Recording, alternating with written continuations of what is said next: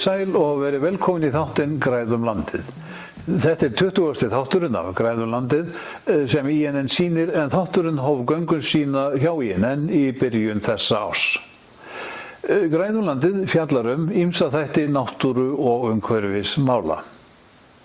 Hér rétt og eftir verður förinni heitið í Skorradalinn og Haukur bóndi Engilbertsson á Vatnsenda tekinn tali. Haukur hefur unnið þrekvirki í landgræðslu og jörðum sínum Vatnsenda og Gröf. Þá verður fjallað hvernig hægt að lagfæra mosaskemmdir. Eins og flest okkar vita þá hafa heilu mosabrauðirnar víða land verið skemmdar á liðnum árum. Magnea Magnúsdóttir, umhverfis- og landgræðslustjóri hjá Orku náttúrunnar, segir frá leiðum til að bæta þann skaða. Eitt mikilvægasta mál samtímans aukin sjálfbærni jafnt í landbúnaði og öðrum sviðum. Auður Magnúsdóttir, deildarforseti auðlinda og umhverfisdeildar Landbúnaðarháskóla Íslands, ræðir þetta mikilvæga mál hér á eftir. En fyrst það langhlauparinn fyrrverandi Haukur Engilbertsson. Fyrir þá sem ekki vita, þá var Haukur með bestu langhlaupurum þessa lands á sínum tíma. Sum afrek hans á því sviði hafa staðist vel tímans tönn. Ég held að einbeitni langhlauparans hafi gert Hauki kleift að stunda landbætur af þeim krafti sem ljós má vera hverjum þeim sem fer með honum landi Vatnsenda og Grafar, en hvenær byrjaði hann á þessu öllu saman? Það verið svona kringu 70 eða eitthvað sirka það. Og hvað olli því ef þú fórst af stað? Það voru hérna hálfdauðir melar hérna hingað og þangað fyrir vestan. Já. Og fóru að nota moð og heyafganga og svona til að bera á þetta. Aha. Og þú séð þetta bara árangur? Já, mjög góðan árangur. En sem sagt það má segja upp að verið það að þú þurftir að losna við moða heiman og þetta var auðveldur staður til að láta það á. Já, og það skilaði árangri. Já. En þú haldið áfram? Já, svona kringum 80 það var slóði hér upp á háls. Já. Það var svona bara, hestakatt eða svoleiðis. Já. Þá fékk ég og faðir minn ítu til að fara hér upp á Mela. Já. Til að gera svona færa braut fyrir traktor. Og upp úr því fór ég að fara með svona nokkra poka áburði. Já. En ef þú horfir nú tilbaka, bara síðan upp úr 60, hvernig var þetta hérna, hvernig var landið? Nú veit ég að mikill skógur hérna. Ekki langt frá okkur. Og meilarnir hann hefur trúlega ekki verið til þegar þú varst að byrja eða hvað, nema þá í miklu minni mæli skógurinn og meilarnir verið berir eða hvað. Þeir voru berir hérna, það voru svona blettir sem voru meilar hérna bara hérna kringum túnið. Já. Og ég veit ekki af hverju það var. Nei. En svo fór ég að bera á hér svona eftir þessi slóði kom. Já. Fóru við fara með nokkra poka á ári. Já. Og svo 1985 þá fór ég að leigja hérna sumarbústaðlóðir. Já. Og þá ákvað ég að nota nokkra leigur og kaupa áburð fyrir. Já. Og þá jókst þetta stórlega. Já. Þannig að hvað þetta að bera mikinn áburð á landið þitt núna? Í heildina? Í heildina, já. Það svona 9 til 10 tonn. Sem þú berð þá á, ekki júnímánuð eða hvað? Maí helst. Maí helst, já. Ef það ferskt fyrir aur. Já. En til þess að lýsa þessu landi aðeins, þá erum við náttúrulega hérna á Vatnsenda. Já. Og þið aðra jörð sem tengd Vatnsenda þá hinum við í Lundareykjum. Já. Og hvað þetta margir hektarar sem eru hér undir? Það sé ekki svona 700 hektarar. Og hvernig ástand landsins á þessum 700 hektarum? Það náttúrulega upp á hálsi náttúrulega mjög lítill gróður víða. Já. Og svona næstu dauðir melar. Já. En ef maður ber á þessa dauðu mela í 3-4 ár, þá komið þó nokkuð gróður. Já. En ekki þá líka þessi trjágróður hérna í nágrunni við okkur, hann ekki farin að sá sér út þá? Hann hefur hækkað mikið síðan ég fór að bera á og stækka. Já. Ég sé bara að tré sem þú sagði mér að þú gróðursett í kringu 1950 og hvað? Tvö fyrst. Þetta eru tré sem eru núna, ég veit ekki hvað, 30-40 metra. Það eru æði á þessi elstu. En þannig að gróður hérna á þessu svæði, á þessum 2 jörðum og hérna nágrunni, hann er greinilega í framföru eða hvað? Geysilegri framför. Já. En þú gerir eitt sem að er líka athyglisvert að þú er sauðfjárbóndi. Já, hefur verið það. Og þú gerðir landið þitt af þannig að kindurnar fara hvergi. Nei, það eiga að vera heima hjá sér, ekki út alla jarðir. Hvers vegna ertu að gera landið þitt af? Bara til að geta smala þegar mann passar. Já. Við smölum oft svona viku fyrir svona til að ná lömpum inn á tún og grænfóður heldur en er skylda til að smala. Já. Og svo getur maður gengið að sínum þegar maður vill. Er þessi aðferð sem þú ert að beita hérna þar að segja að gera landið svona af, er það eitthvað sem þú myndir mæla með að menn gerðu meira af? Það ætti að vera skilyrði. Hvers vegna? Bara til að það sé ekki ganga á öðrum. Já. Maður sér allt og mörg dæmi að menn sleppa þessu út úr húsunum og þetta er farið á næstu jarðir og miklu víðar. Og hvernig taka aðrir bændur þessu sjónarmiði þínu? Það er misjafnlega vel. Já. En þér líkar og ykkur líkar við þetta vinnulag? Já, hvarflaði ekki. Ég skil ekki hvernig menn geta eiginlega búið. Nei. Með að hafa ekki féð í aðhaldi. En þér sýnist ekki að kindurnar eitthvað gangi full nálagt þessum hekturum sem þið eigi hérna á þessum 2 jörðum? Það þyrfti að vera mun fleira fyrir held ég. Þannig að landið þolir það? Já. Já. Og ef þið færu hérna upp í háls þá sægiði grasvöxtinn. Já. Nú hefur náttúrulega hlýnað líka. Sumrin eru mildari og vorið lengra. Það hefur nú líka sitt að segja eitt, það er ekki bara ábyrgðargjöfin. Já, það hefur náttúrulega að segja og maður sér það hérna á skóginum að hann hefur vaxið rosalega mikið og þést og það er alltaf hægt að fara í gegnum hann til að smala. Nei. En þú sem þeirra skoðunar að það fari vel saman að græða upp landi eins og þeir að gera og rækta skóg og vera sauðfé? Já, sauðfé skemmir ekki þessa uppgræðslu. Nei. Það er síður en svo. Ég held að það sé mjög til bóta að beita á það. Já. Það er náttúrulega mikið, það er býta náttúrulega nýgræðingin dálítið skart fyrsta árið. Já. En það virðist ekki nokkuð að hafa segja árið eftir. Það þéttist mikið næsta ári. Já. Svo hef ég aukið ábyrgðargjöfina eftir sem gróðurinn eykst. Já. Ég hef nú heyrt sagt frá því að þú birtist á ólíklegustu stöðum á jörðunum ykkar með dráttarvélina og áburðardreifarann. Einhvers staðar heyrði ég að þú hefur verið að keyra upp hlíðina og ekki geta snúið við vegna bratta. Já, maður lendi í einu og öðru. En mér hefur ekki ennþá tekist að velta traktornum. Nei. En þetta er mikið verk og þetta er mikið starf að græða þetta og bera svona á. Ég efast ekki. Þetta er mikið starf og mjög ill. Maður er alveg sund og lamin eftir daginn en maður er allan daginn að hristingunum og þetta er svo óslétt. Já. En ég tók eftir því að það er lítið lúpínu hérna hjá ykkur á þessum slóðum.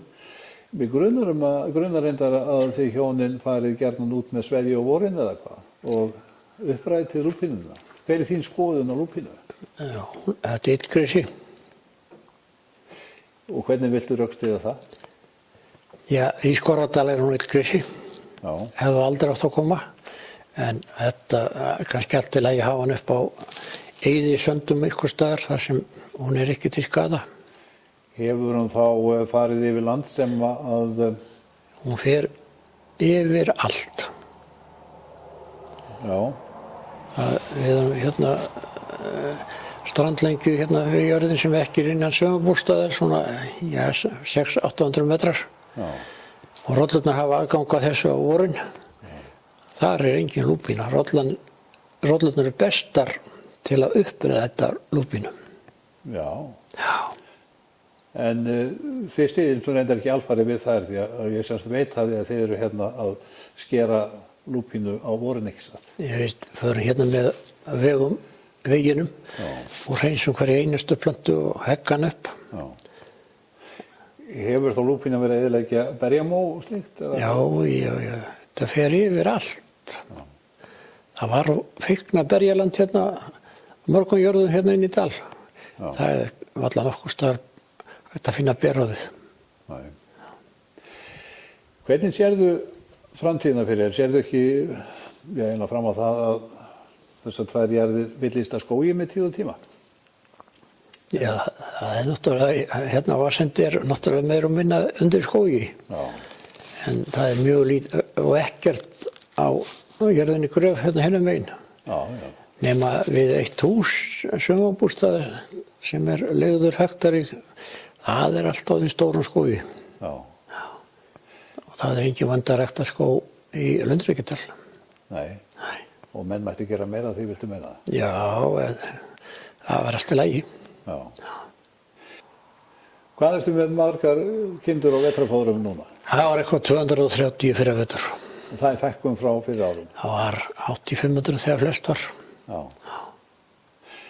En svona lokaspurningi lítur að vera þessi, er ekki gott að búa á Vatnsenda?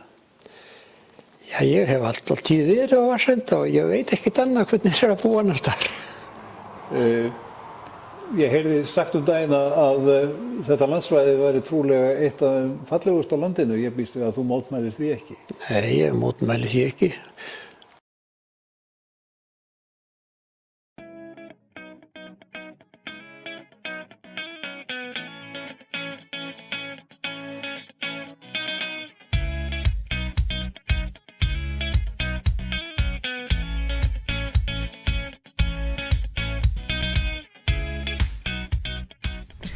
Ég ætla að kenna ykkur að gera við svona mosakrót og það er mjög einfalt, maður þarf ekki neitt nema bara hendurnar og maður byrjar á því að taka upp bara svona litla brúska úr þembunni umhverfis stafinn og maður þarf að laga vel þar sem maður tekur brúskan úr, svo púslar maður bara inn í svona.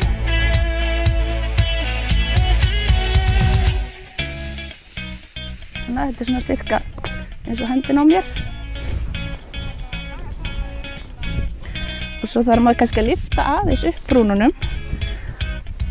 Og svo raðar maður sér bara svona þétt hérna inn í.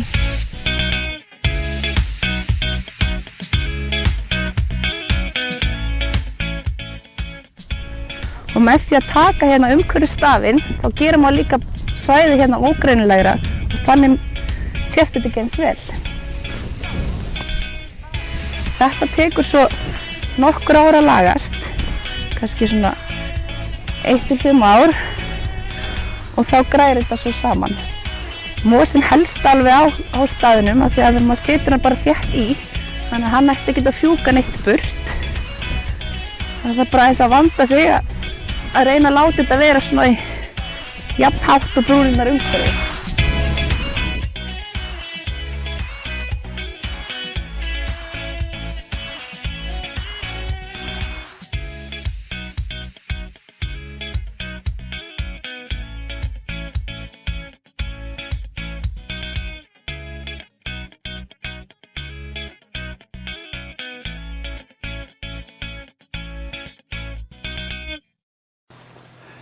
Í síðustu viku var haldið námskeið í Reykjavík lagfæringar og skemmdum af mannavöldum í mosa. Nú er ætlunin að halda annað námskeið. Ég fékk Magnúsdóttur frá Orku náttúrunnar til að segja okkur frá því. Já, við ætlum að halda seinni hluta námskeiðsins og hann verður haldinn á Kirkjubæjarklaustri og þar munum við fara í Eldhraunið og lagfæra mosaskemmdir þar. Við héldum einmitt líka verklegan hluta hérna í Vífilfelli þar sem við vorum að lagfæra, þar sem við búið að skrifa svona í fjallið, í mosann. Og tókst það vel? Það tókst mjög vel, alveg virkilega vel. En nú ætlið þið semst að fara austur og hvenær verður þetta, segir þau? Þetta verður 22. september á Kirkjubæjarklaustri. Og áhugasamir, hvað skrá þeir sig? Áhugasamir, þeir skrá sig á event á Facebook hjá Landgræðslu ríkisins. Já. Þetta er alltaf svo tæknilegt á Facebook. Heldur betur. Er það einhverju sérstaklega sem vil sjá þetta fyrir við þannig kannski áhuga menn við gerir á mosa? Já, það var til dæmis landverði og þá sem vinna í þjóðgörðum og jafnvel þá sem vinna á sveitafélögum, til dæmis umhverfisstjóra eða garðyrkjustjóra sveitafélagana. Já. Við skulum bara vona að sem flestir mæti. Já, vonum það. Þetta verður flott námskeið. Takk fyrir. Auður Magnúsdóttir er deildarforseti auðlinda og umhverfisdeildar Landbúnaðarháskóla Íslands. Ég hitti Auði í nýliðinni viku og spurði hana hvernig við tækjum upp aukna sjálfbærni í íslensku landbúnaði, hvað gera þyrfti og hvers vegna. Þetta eru margar spurningar, en það sem við þurfum að byrja á að gera er að vinna mjög þétt og vel saman. Við þurfum að auka samtalið á milli þeirra sem eru í landbúnaðargeiranum og þar kemur til dæmis landbúnaðarklassinn sem var stofnaður 2014 sterkt inn, þar sem á að vera svona vettvangur fyrir samtal. Landbúnaðarháskólinn og bændur þurfa að bæta sitt samtal sem hefur alltaf verið ágætt en það má vera miklu meira. Og við byrjum alltaf þar, við byrjum alltaf í samtali og reyna að vera samstíga. Ástæðan fyrir því að við þurfum að fara út í meiri sjálfbærni er bara að það eru allir að tala um sjálfbærni og það eru allir að stefna í sjálfbæra átt. Sameinuðu þjóðirnar settu sér sjálfbærni markmið. Markaðurinn er farin að tala mjög mikið um sjálfbærni. Vörur sem eru umhverfisvænar og síðan sjálfbærar, að þær eru miklu verðmætari heldur en aðrar vörur. Þannig að til þess að auka verðmæti afurðan okkar sem er mjög mikilvægt að við byrjum að gera í landbúnaðargeiranum eins og hefur gert til dæmis í sjávarútveginum. Til þess þurfum við að gera vörurnar okkar sjálfbærar. Síðast en ekki síst þá er þetta tól í baráttunni við loftslagsbreytingar. Já, svona stærsta ógnin sem stafar mannkyninu í dag er náttúrulega loftslagsváin og hún hlýst eða orsakast af ósjálfbærri notkun jarðefnaeldsneyti. Já. Og þetta er náttúrulega stærsta ósjálfbærni vandamálið sem við erum að kljást við í dag. Við erum náttúrulega að tala um það að við erum að eyðileggja okkar eina heimili og við höfum engan stað til að flytja á. En erum við að tala um það í þessu sambandi eins og ég hef stundum reyndar heyrt það sé verið að senda okkur inn í torfkofana? Nei, langt frá því. Sjálfbærni er ekki það sama sjálfstörtarbúskapur. Við þurfum að breyta því hvernig við hugsum, við þurfum að breyta því hvað við gerum. Við þurfum til dæmis að það er mjög gott að ímynda sér að þetta eins og í samanburði við að taka lán.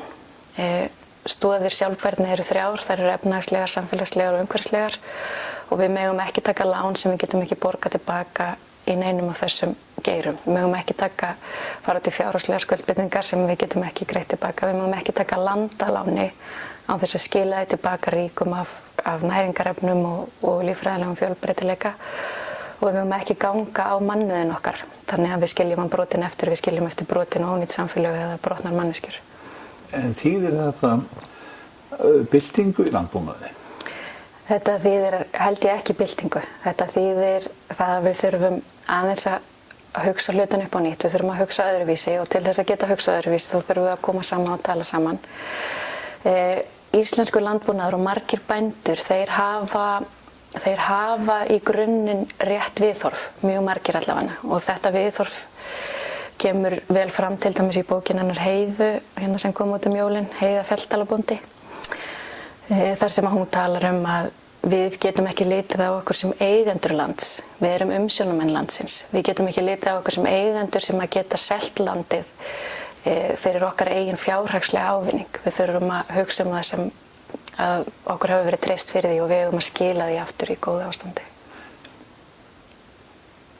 Hvað ætlar Landbúnaðarháskóli Íslands að gera til þess að gera þessa sýn sem vorst að lýsa rétt á þann að veruleika? Við munum náttúrulega byrja á þessu samtali, byrja að finna fleti til þess að tala við fólk sem innan landbúnaðar gera eins og við, og við þurfum að finna verkefni, við þurfum að finna vettvang þar sem við getum átt mjög öflugt og sterkt samtal og fundið nýjar leiðir. Það sem við getum líka gert er jafnvel að fara út í það að auka sjálfbærnikennslu. Við erum mjög vel í stakk búin til þess að gera það. Við getum aukið okkar rannsóknir í sjálfbærni í samvinnu við aðra náttúrulega.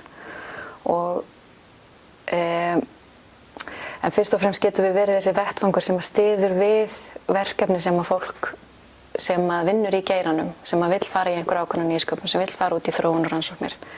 Að við getum komið inn og hjálpa fólki þar. Þið hljótið að þurfa að umtalsvert fjármagn til þess að auka við rannsóknir Landbúnaðarháskólans eða hvað?